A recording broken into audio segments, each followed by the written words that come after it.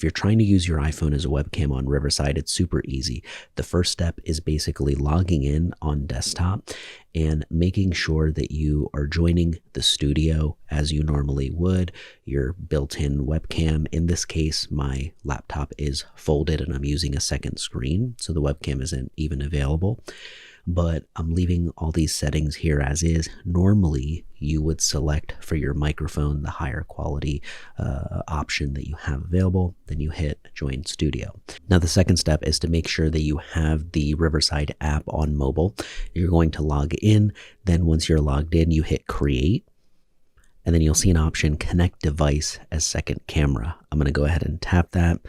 Permissions will be enabled. If you don't have that, just toggle those on. Once you've given permissions, you'll see this option, Join Session. I'm going to tap that. Once I've joined the session, I'm going to take a look at the desktop. And in this right-hand corner, you'll see that I can see second camera. And I can't really see it on the total screen here, but I can see that I have joined and that the camera is on, but the mic is off. And then on my desktop here, I want to make sure that the mic is on, but I'm going to go ahead and turn the camera off. Now I'm going to go ahead and hit record. We see the 3, 2, 1 countdown on the phone, and I also see it on desktop. We can see that it's recording. I'm going to let it go for, a couple more seconds. And then basically let me go ahead and just hit stop.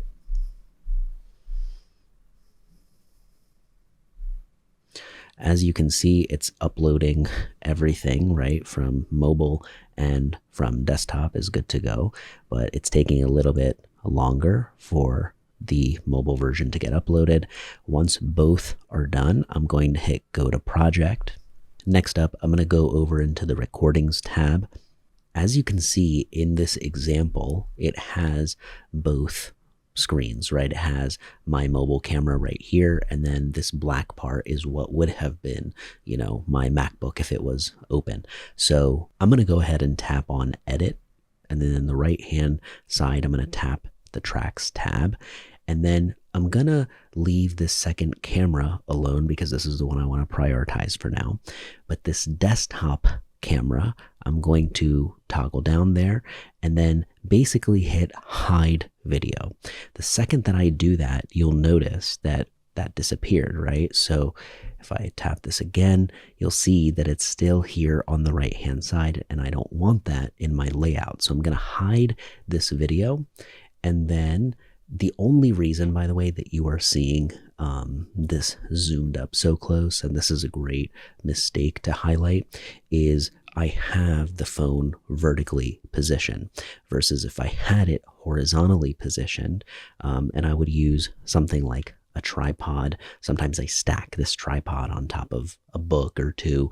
But basically what this does is it allows you and the person that's recording, if you're showing up as a guest, for example, they have the best, landscape quality possible. And then what that does when you're positioned in landscape is, you can always zoom in and crop vertically as needed. But if you shoot vertically, like I just did in the example, you're going to run into this issue where, it's a little too zoomed in, and I can fix this, but I'd rather not have to. So make sure that you do that. But that's really all there is to it. So I hope that was useful. Let me know if you have any questions. And if you're new to Riverside, make sure to use my discount code in the description below. You can get 15% off with the code Pod Mahal. Thanks again for watching, and I'll see you on the next one.